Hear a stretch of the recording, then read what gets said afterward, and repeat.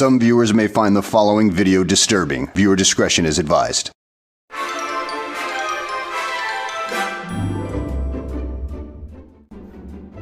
Hey YouTube, this is Carrie Leslie, aka Carrie the Critic here.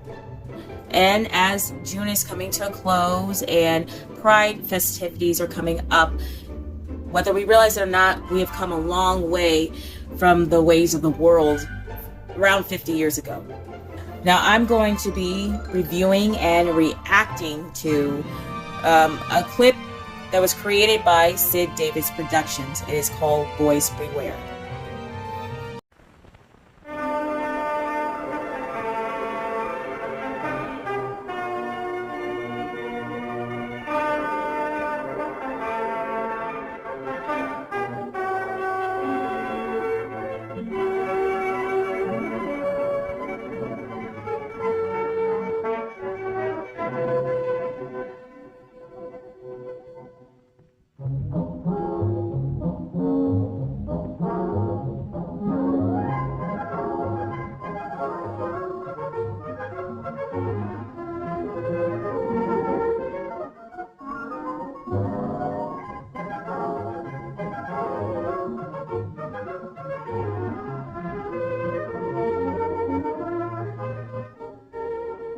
I'm Lieutenant Williams, a police officer attached to the Juvenile Division.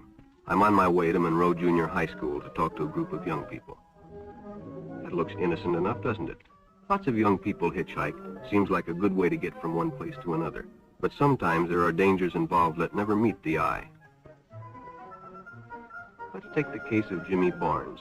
Jimmy played baseball all afternoon, and he didn't feel like walking home, so he decided to thumb a ride.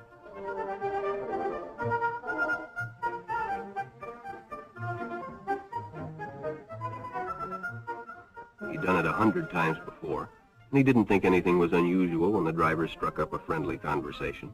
In fact, he seemed like a real nice guy. He asked Jimmy if he played baseball in the park often. Jimmy told him they practiced 3 times a week and played a rival group on Friday afternoon. The stranger was a good listener, too, and it only seemed minutes before they pulled up in front of Jimmy's house.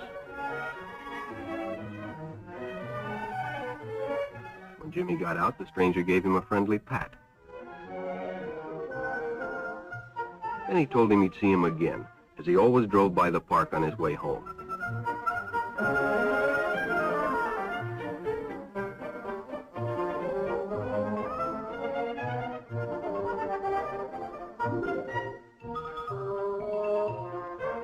Sure enough, the following day, when Jimmy finished playing ball, well, the man was there waiting.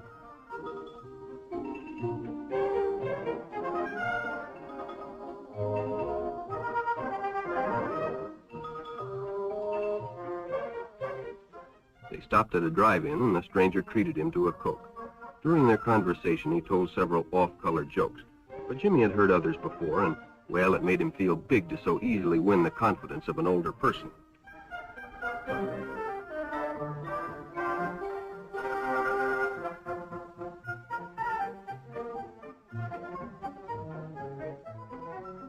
The following Saturday, they went fishing together.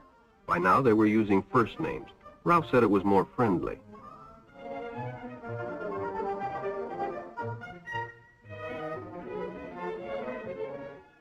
Jimmy hadn't enjoyed himself so much in a long time.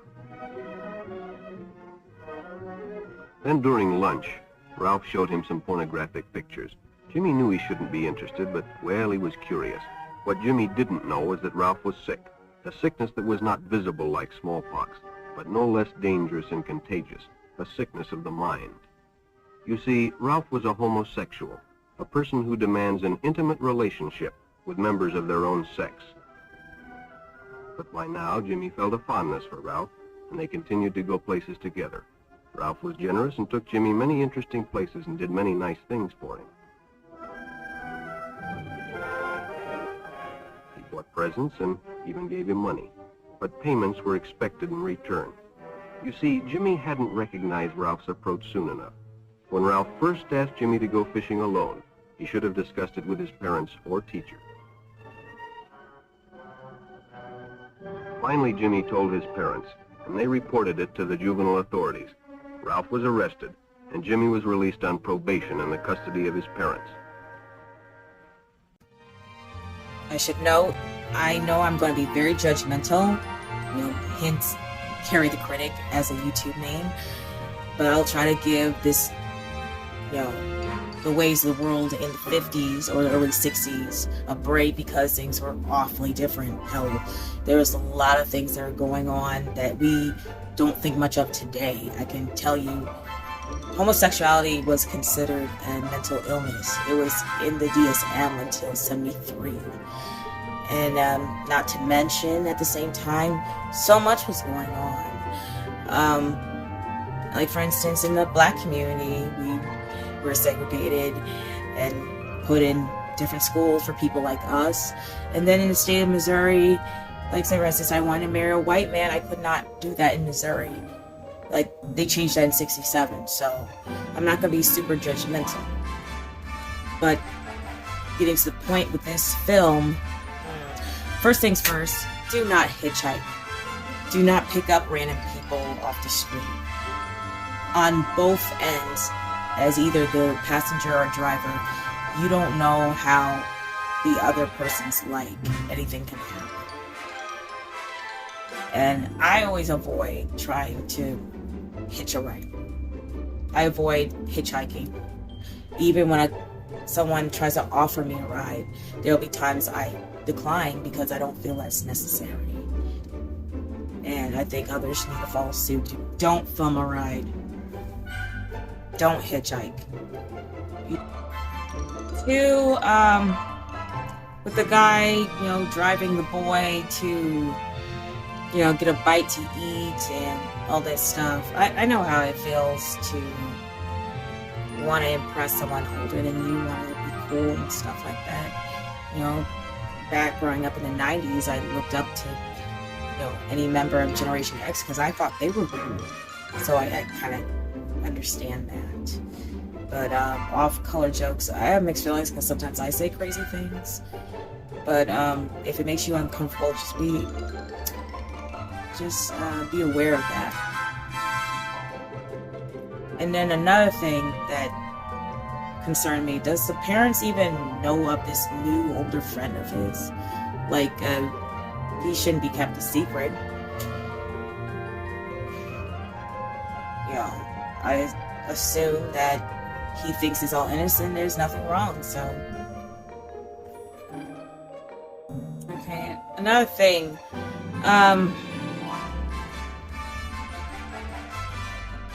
when it comes to pornography, I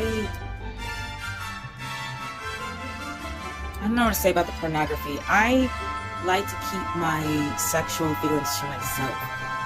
That's just me.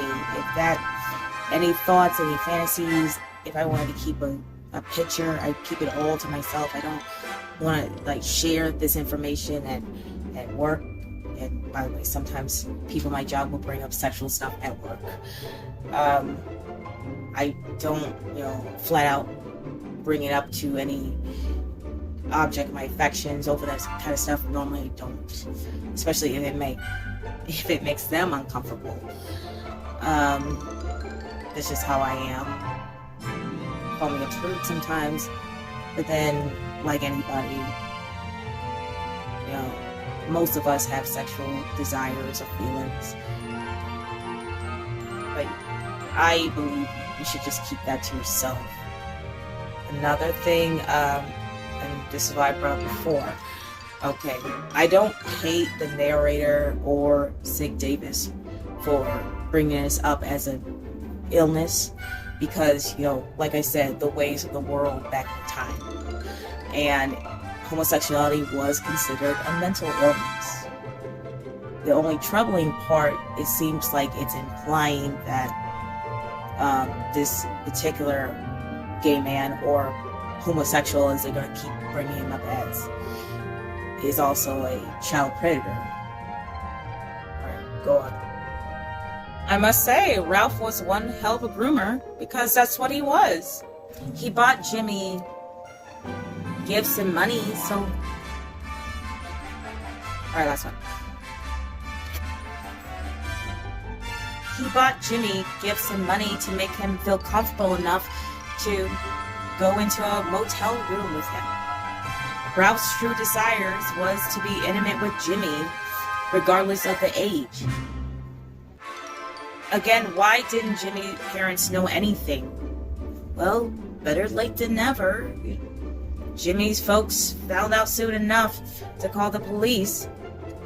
Ralph got jailed and Jimmy wound up on probation. But why was Jimmy put on probation? Wasn't Jimmy the victim? Never mind, I won't argue. Let's move on. But all homosexuals are not passive. Some resort to violence, as in the case of Mike Merrick.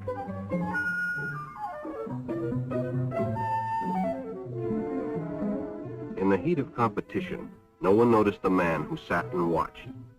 And when the game broke up and the others left, Mike decided to stay and practice a little longer.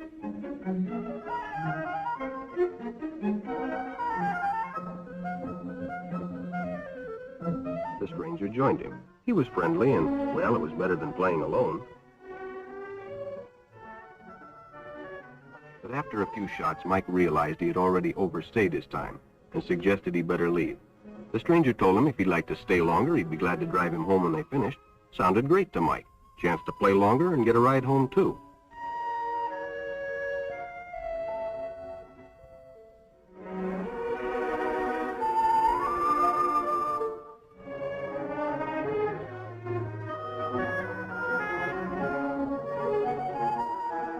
When they finished, the stranger told him he'd make a fine player someday if he got lots of practice. The companionship, the praise, the friendly attitude dispelled any misgivings Mike might have had about going with a stranger. He probably never realized until too late that he was riding in the shadow of death. But sometime that evening, Mike Merrick traded his life for a newspaper headline. Unlike the first scenario, the second one really saddened me. With Mike, accepting a ride home from a stranger who he befriended, and then ends up trading his life for a newspaper headline. And even though it's all scripted and it's just for educational purposes, it makes me sad because in reality, this has happened to so many kids. Pretty much, even before I was born, it's always had happened to kids. The only thing that is what I consider unacceptable is that, once again, they're blaming strictly the homosexual.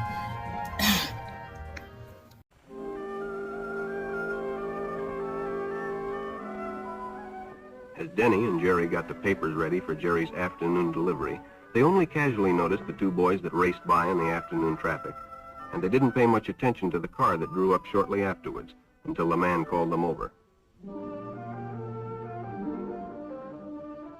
Had two boys been by on bicycles? The boys nodded they had. Could they recognize them if they saw them again? Well, Denny guessed he could. And hop in, the man said, those are stolen bikes. Without giving it another thought, Denny got in and the car sped away. Jerry watched. He'd been told many times, if a friend got in a car with a stranger, to write down the license number. It didn't seem to apply, but, well, fortunately, he marked it down.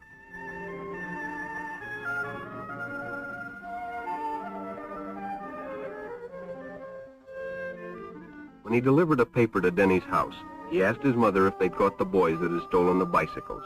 Denny hadn't returned, so he told her the story and gave her the paper with the license number.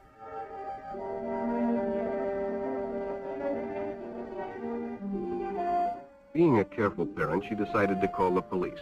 Jerry supplied the necessary information, and the stranger's car was quickly spotted. It was a good example of how important it is to always get the license number and description of any stranger who takes a young person off alone, no matter what they tell you.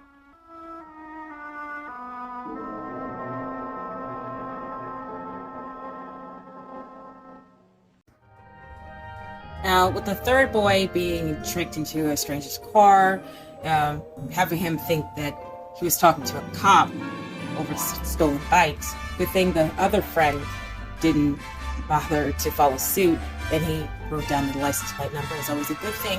But then again, in this day and age, we use our cell phones and take a picture.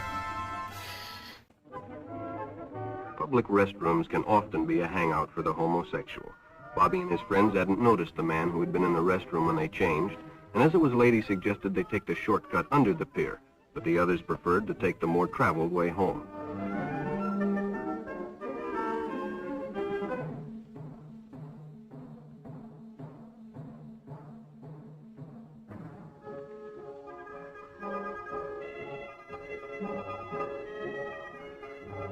When Bobby recognized the stranger as the man in the restroom, the shortcut under the pier didn't seem like a good idea at all.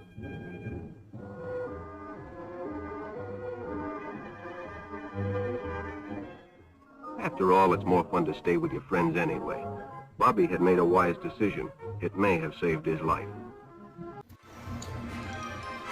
And lastly, this boy Bobby, you know, it's a good thing he avoided his stalker. To me, it's disgusting that even if it was true, you know, public restrooms is a known predatory spot for the homosexual. It's disgusting. But it's a good thing that Bobby, you know, avoided the man and left with all his friends, and the buddy system is always a helpful decision.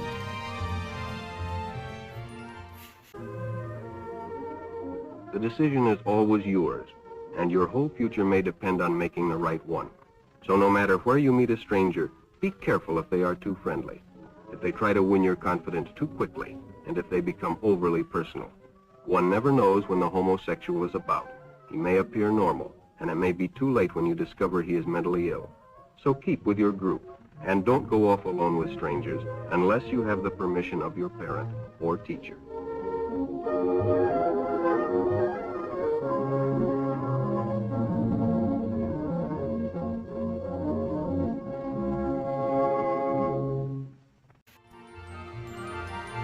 Like any controversy, Boys Beware did have some good pointers in terms of being safe, and if not common sense. You know, don't talk to strangers, don't hitchhike, don't get into cars of people you don't know. The reason why someone says they're a cop doesn't mean you should just hop in your car for whatever the reason may be. Let your parents know what's going on. You know, use the buddy system so it's not all bad. Now, as for the message implying that, you know, the homosexual is the bad guy or the sick person, all I can say to anybody today is, you know, don't even worry about it, because like I said, I don't see the point of being mad at this film, because, you know, that's how people fought back in the day, you know, and obviously things had changed, and that was my basic point of doing this video, was to show that, you know, how ridiculous it was, and, you know, people had come a long way from being stereotyped and something like that. Long after 1961's original, Sid Davis did make a remake called Boys Aware, and that came out in '73. And believe me, I'm gonna consider that a disappointment. And I don't know when I'm gonna do that video, but you'll understand why. But that's pretty much it for today. Anyway, I hope you all have a happy Pride weekend. This is Carrie Leslie, aka Carrie the Critic, signing off. Don't forget to like, comment, and subscribe. Thanks for watching.